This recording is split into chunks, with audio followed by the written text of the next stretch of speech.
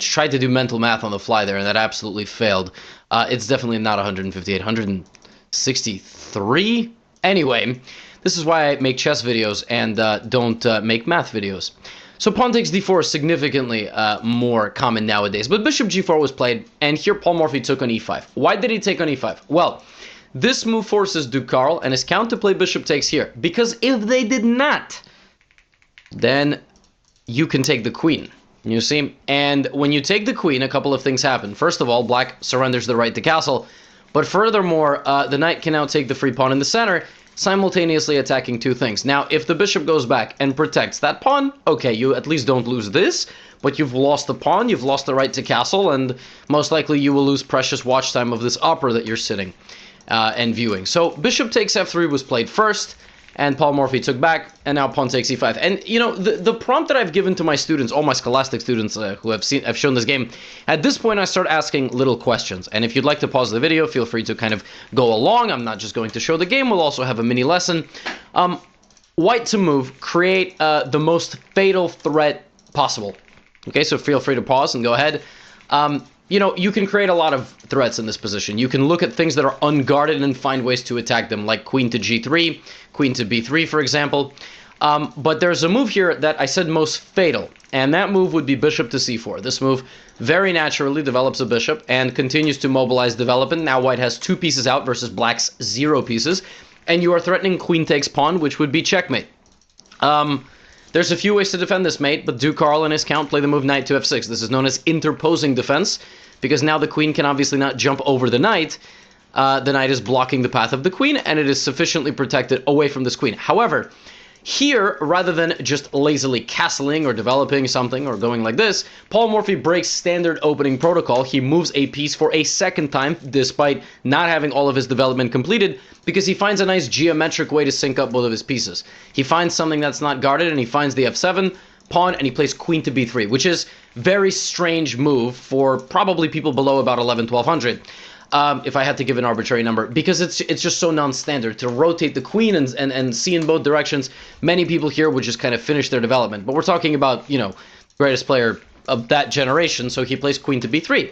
Now, if I asked you which of these two pawns is more important to defend, you would say, correct, you would say obviously the pawn near the king, right? Because that other pawn, okay, there's a rook over there, but my king is more important, and, you know, if you block this, I'm going to take you, and then I'm going to bring in my queen, and it's mate. That is not how the opera game ended. That would be far less dramatic. So, you know, they guarded their pawn like this. They guarded this pawn with the queen, and their logic was that if he takes my b7 pawn, if Paul Morphy takes this pawn and goes for my rook, I have a very nice move here. And this is a concept known as danger levels. My longtime viewers will know I love this term. What's worth more than a rook? A queen, a king, and you. You're worth more than a rook. And in this case, the black queen and bishop would go here. This move disallows white from taking the rook because the queen simultaneously hits the 2 most valuable pieces in white's position and is defended. That would force a queen trade. And even though Paul Morphy would kind of end up a pawn, that's not good enough. And Paul Morphy was not a scientist. He was an artist. He was not he was not looking for one pawn strategic advantage. He wanted to knock out these two dudes immediately so he could go back to watching the performance that he traveled thousands of miles to see. Okay? So he was not in the mood for a long strategic game. He played the move knight to c3. This blocks the check, and now queen takes b7 is rethreatened, and black plays the move c6, defending the pawn with the queen.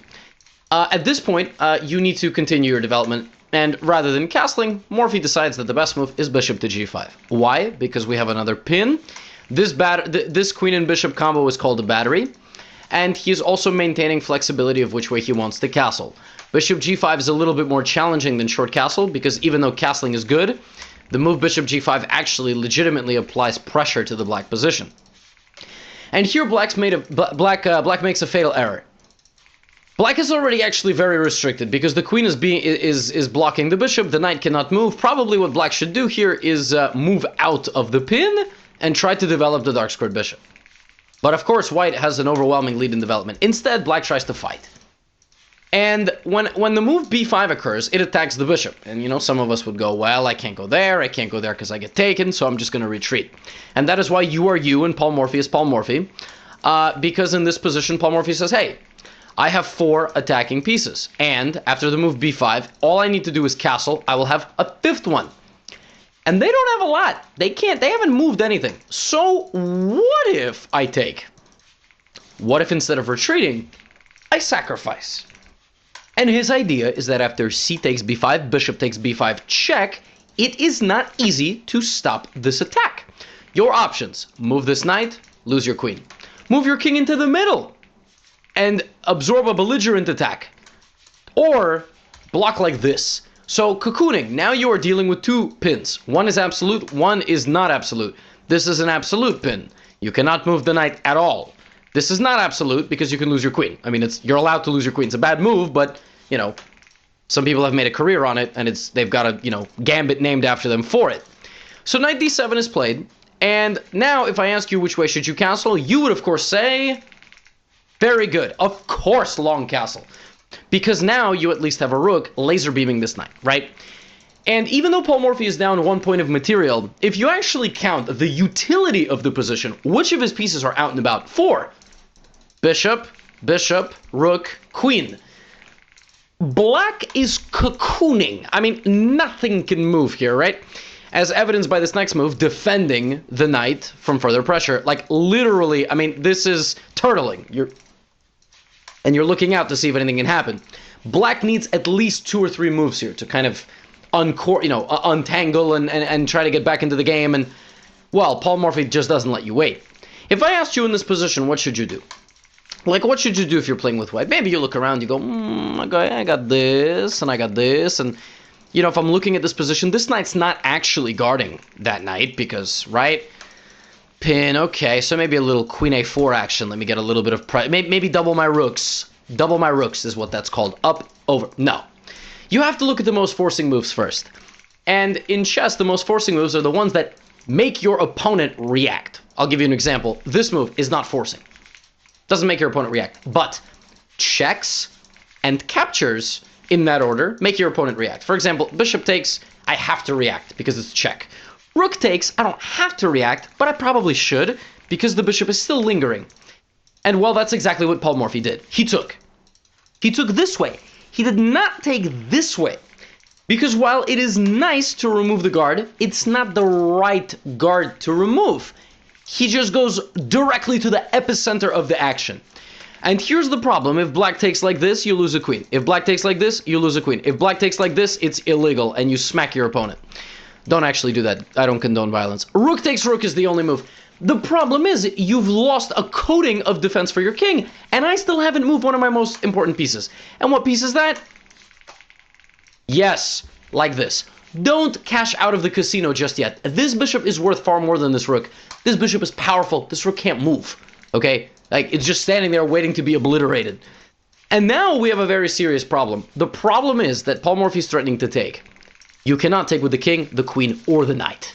You will suffer devastating losses of material, no matter what you take with. So, well, they were like, well, Paul's most powerful attacking piece is his queen. So, of course, we should play queen e6.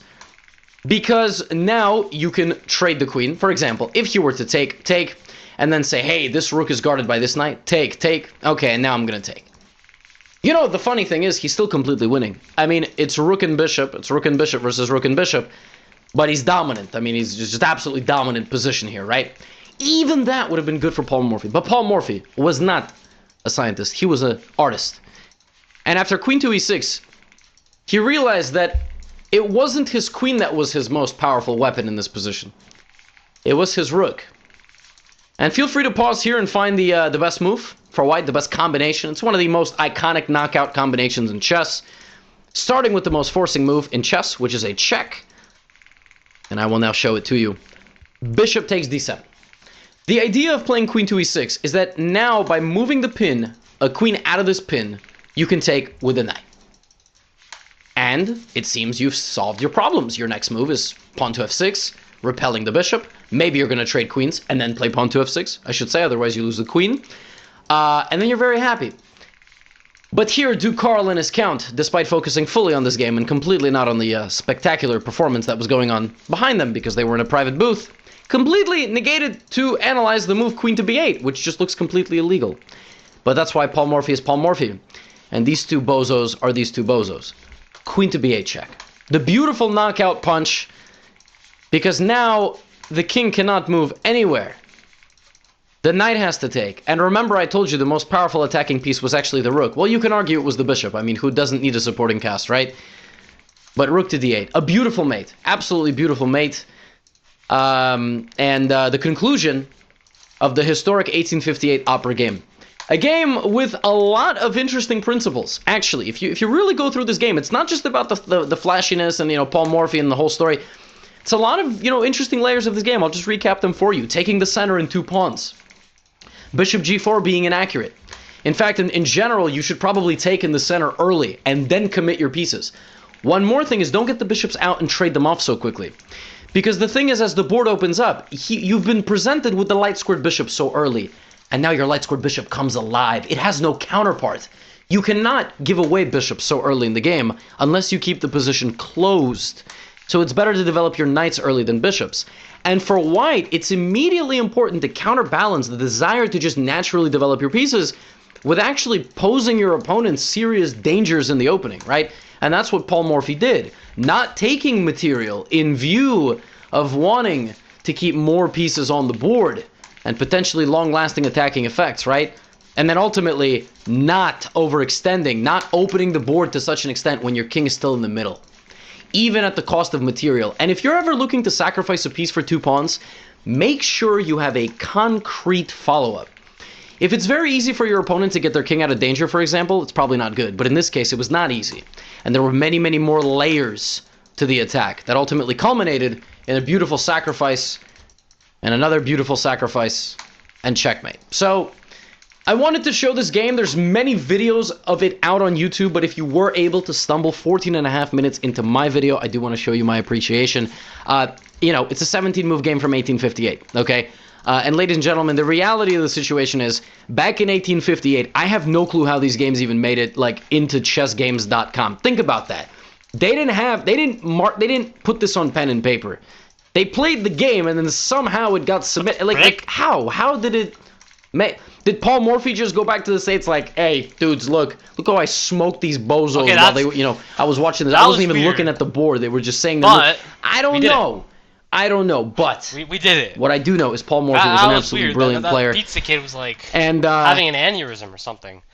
Imagine if it like glitched out of the freaking map, and I died because of that. I think I would have started crying on the spot, to be honest. That would have been a complete abomination. But let's go. You know, honestly, this is so worth it. Like, I could have either gone to In-N-Out with my family, or I could have played some FNATG. And look at where this got me. Yeah, I should probably show my settings.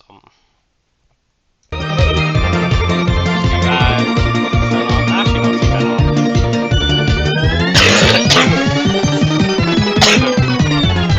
That's that done. That was so worth it.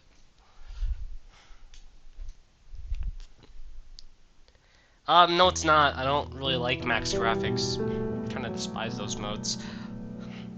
But hey, Shoddy looking mad fine. I mean, look at it. I would crack that, but that's not really the point. But I guess this is the first completion on my